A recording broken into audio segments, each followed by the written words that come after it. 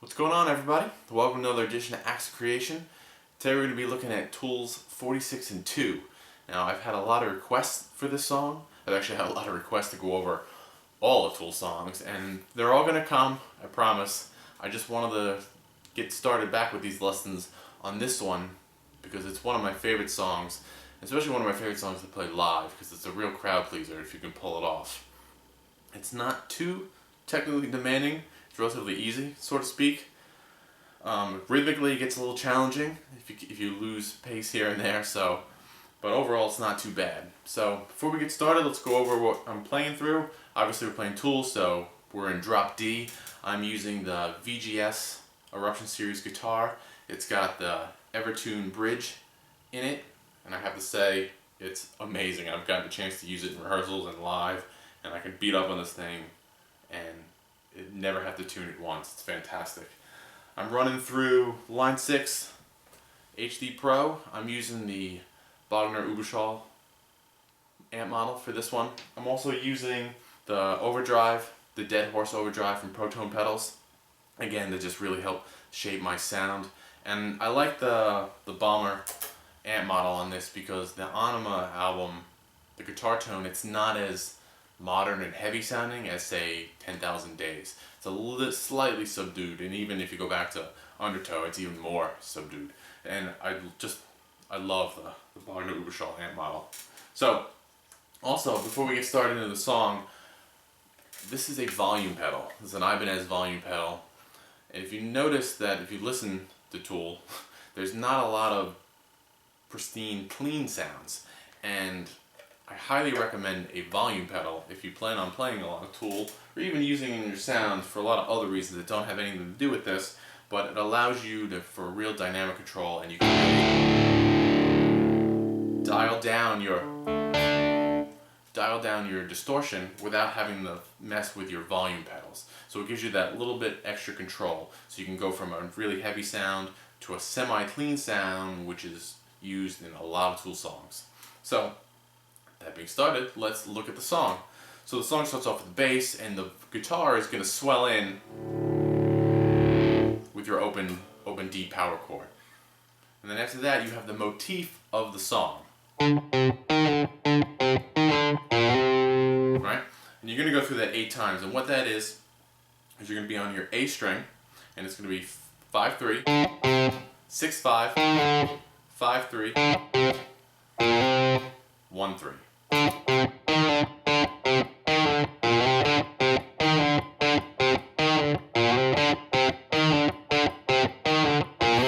And you're going to go through that 8 times. Now, you're going to hear me say this a lot. I've seen people play this all over the place. You can play these same notes here. Now, I don't know specifically where Adam Jones plays these notes. And in all honesty, I don't really care. So you play these notes, pitch is pitch, so play them wherever you want, wherever it sounds good. Everyone's guitar is different, everyone's amp is going to be different string gauges. When you play on different strings, it's going to have a different tone. So play it wherever you can play it best, and wherever you can say something with it. Personally, I like to play the intro in the 3rd fret area, and then later on you'll see I'll play the same part on a different string. So, as I said, you got 5-3, 6-5, and that repeats. And you can do a slide, you can do a hammer-on, you can do a pick, again, however you feel you can play it best. So you go through that 8 times, and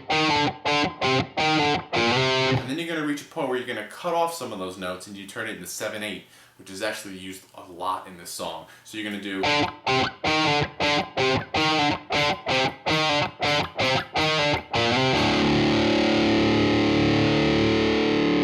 Right? Then you let your open note ring out. Then you're going to swell on 3. Then you're going to swell on open. And then from there, you're going to pick out your D power chord. Again, I like to play this in 5th position rather than up here because I like to let the whole chord ring out. So we have 5-7-7. You're going to pick up your pinky and bar, play 5-7-5. And then you're going to put your pinky down on 8 of the A string, a little little F major chord, and then low string open. On your D string 5-4, A string 3-5. And you're gonna let that note ring out, and that's the start of the verse. So let me just play that for you real fast.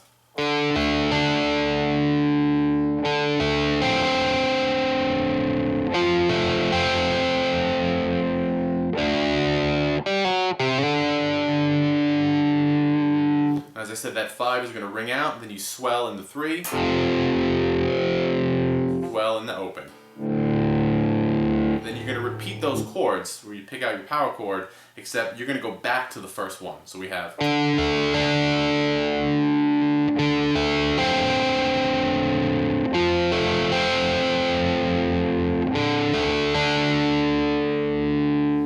Okay, and then we're going to switch, we're going to play little diag chords.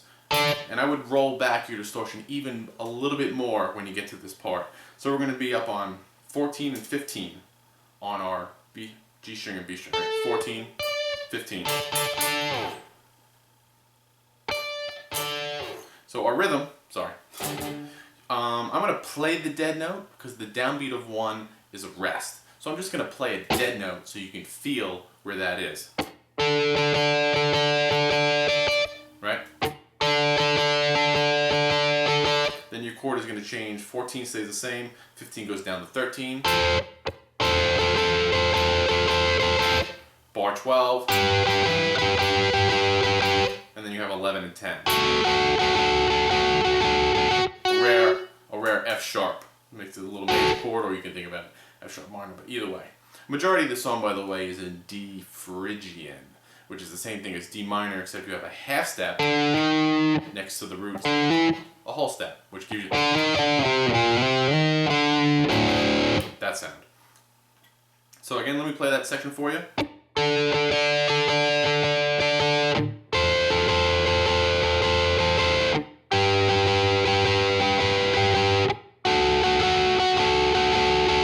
Again, I'm only playing the dead note there so you can feel where the downbeat rest is. And then you can take those chords all the way down in open position and just repeat them. So you have 2 and 3,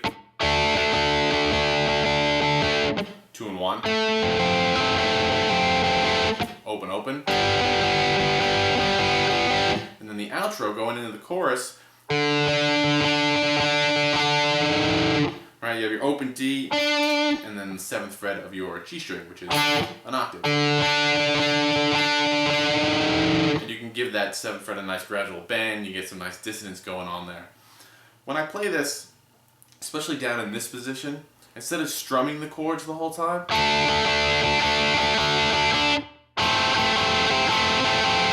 both notes, you can pick out those chords a little bit, make it a little less abrasive and fits in the pocket a little bit nicer.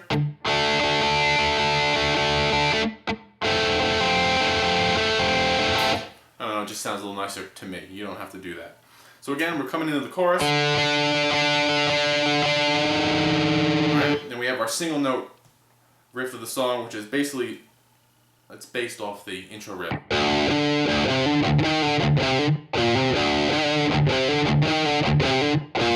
Alright, so we have open 12. You can give that note a little bit nice vibrato. Then open 10, 12. Open 13, 12. Open 10, 12 again. Open 8, 10.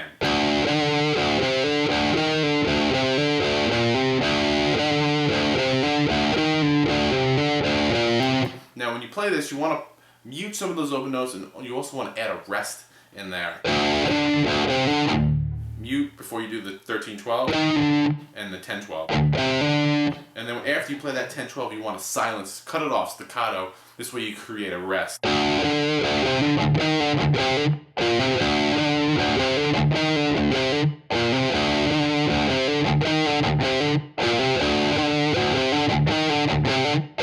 Alright, 4 times, and then you're going to repeat that riff, but you're going to make them power chords.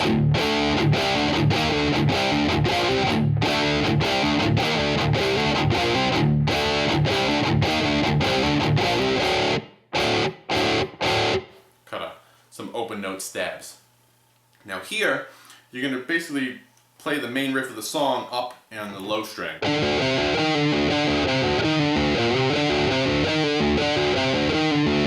It's the same idea as the intro motif, right? 12 open. I pull off a lot of these notes. Right, so 12-0, 10-0, 13-12.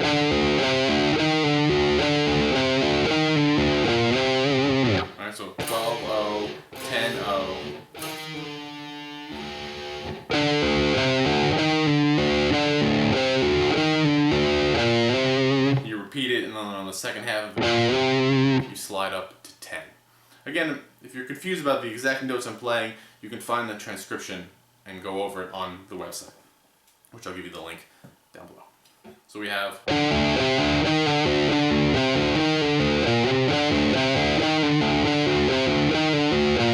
And you're going to do that 4 times, nice and loud, nice and open, and then you're going to play it again, but you're going to mute it. And here I would dial back your sound and or slowly bring it down as you play.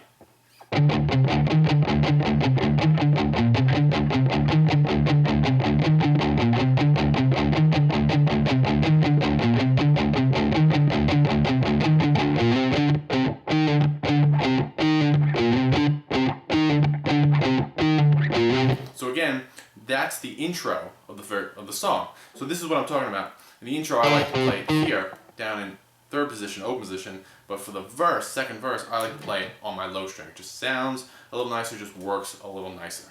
And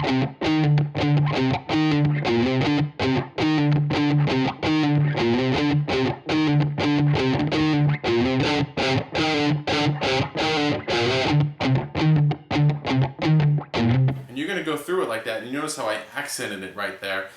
And you can feel that when you play the song, halfway through, you can bring out that accent a little bit. It adds a little more feeling towards it. So as we go through that, I think it's 8 times total, we're going to lead back into the chorus section. And all we're going to do, same thing we did this open 7. We're going to do that on, right, on our low string open in 12.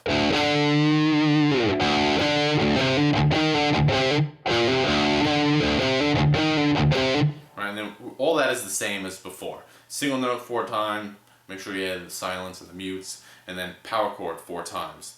Now when you go into the stabs are a little different. The guitar hits are slightly off from the drum hits, unlike the first time where everyone was synced up. So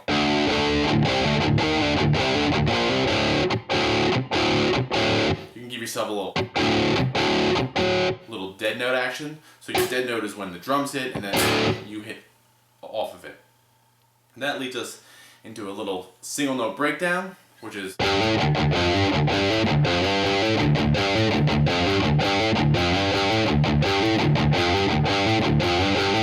right.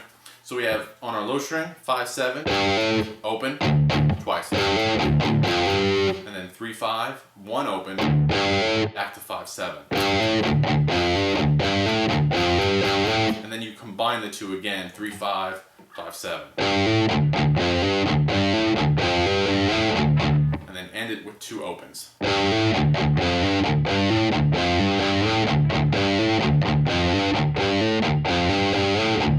Right, and up the speed we have.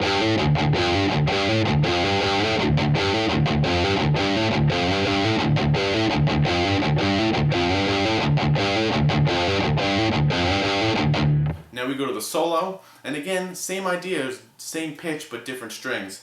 I like to play it on my G string. It's just a chromatic line. 7, 10, 9, 8. And you can easily play that on the 12th fret of your D string. They both sound good. Play them either one. And now, when you pick it, let me put on a little bit of a lead sound here. So we have this.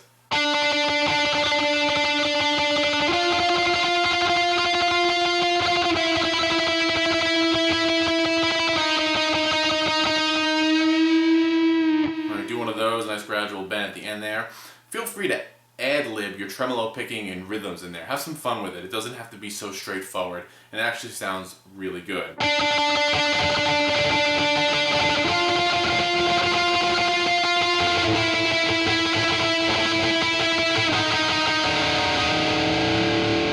And now I like to play play it there on the G string just because when I do that gradual bend, you can sneak in an open D string and you get that nice dissonance. So that leads us right to the transition of the breakdown, and it's pretty simple, straightforward.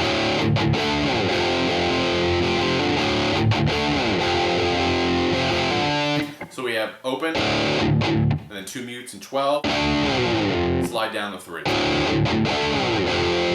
When you play 3, you're going to pick it out. Hold it down,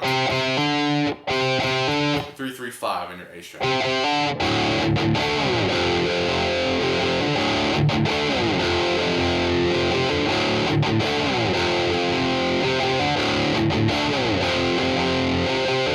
Right, 4 times, which leads us into the breakdown of the song. Now here, especially when you play it in a live situation, it can get pretty confusing because the bass guitar and the guitar are doing different things. They're phrasing the same riff differently. So what I'm going to do, I'm not going to break down the bass part, but I will add in, I'll put a little video performance of me playing both. So let's check out right now so we can see how they sound different and they come together, and then I'll come down and I'll break out the guitar part.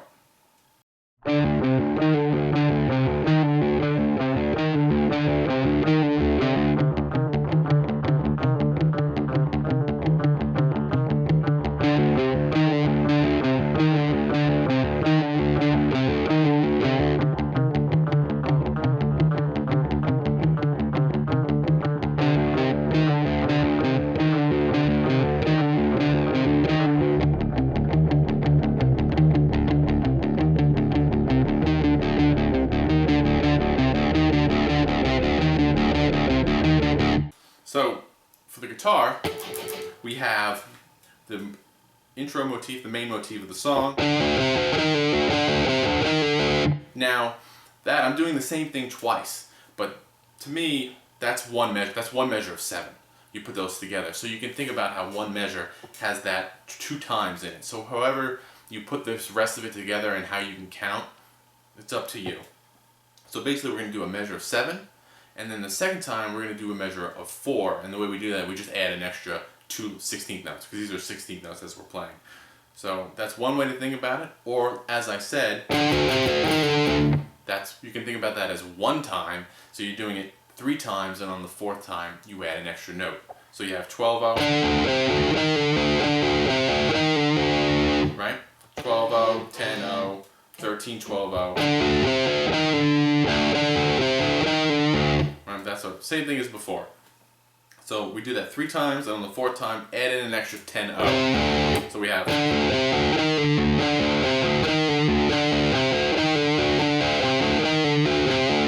like that. And then we're going to go right into it, and we're going to mute it.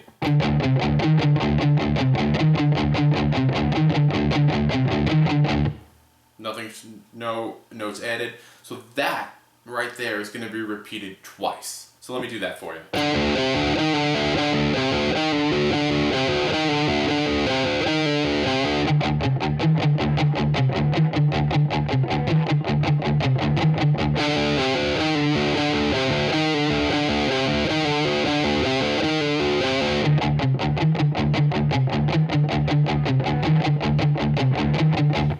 Okay?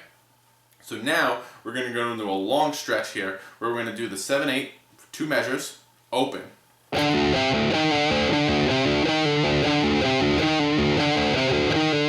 And then back into the same thing but muted. And again, we're going to do it at the same time. 3 measures of 7/8, 1 measure of 4, and on that measure of 4 you add in the extra note. So let me play that. I'll play with the opens too. So we have the 2 opens, no extra notes.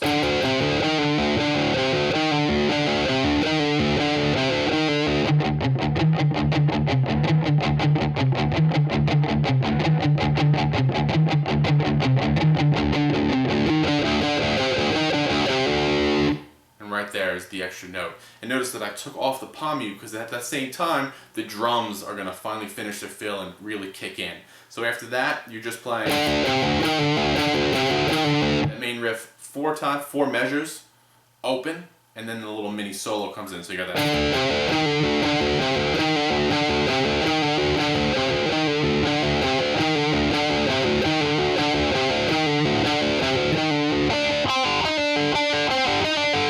And for the little mini solo, put on a little delay sound. Same riff, just on your D string. Go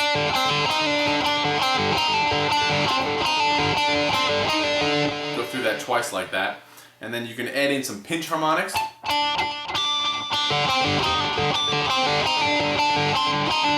Right? And then you just...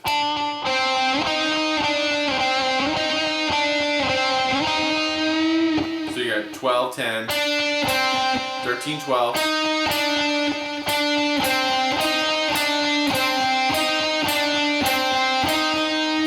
And you would just repeat that descending line. 12, 10, 13, 12, 10, 13, 12, 10, and then bend up on 13. And that's the mini solo. And when you come out of that, you go right back into the...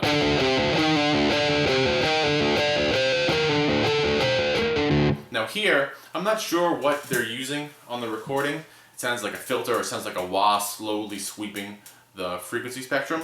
Best way, you don't even need effects. I played this on a small little Line 6 amp with no effects whatsoever. You just add in some artificial harmonics when you do it, and it sounds perfect.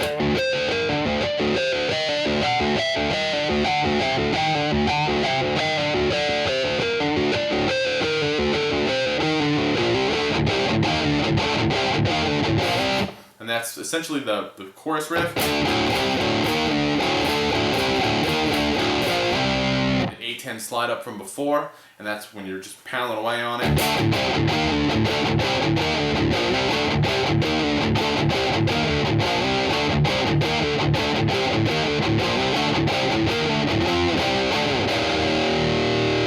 And on the fourth time, you're going to add in that fill. 12, 10, 13, 12. Open 15, 10, 12, 1. So you do the main riff 3 times, and the 4th time you add in your climb down.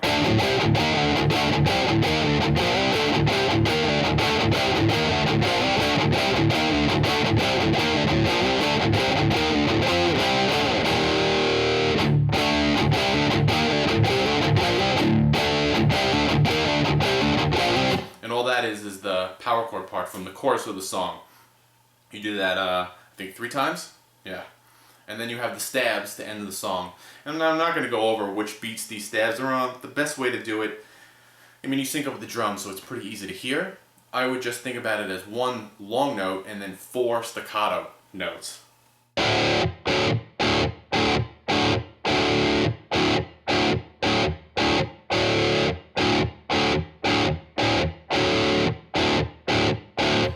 And that last time, it's only 3 staccato notes. Right, so it's long and then 4 shorts. You do it 3 times. Long, long, right? And there you go. There's 46 and 2. Like I said, that breakdown can be a little tricky. The tabs are up on my website, axecreation.com. The link will be down below, as with all the other transcriptions for all my lessons, and the tool lessons can be found there. So good luck with the song. As always, let me know what you come up with. If you have any questions, let me know. And until then, I'll see you next time. Thanks a lot.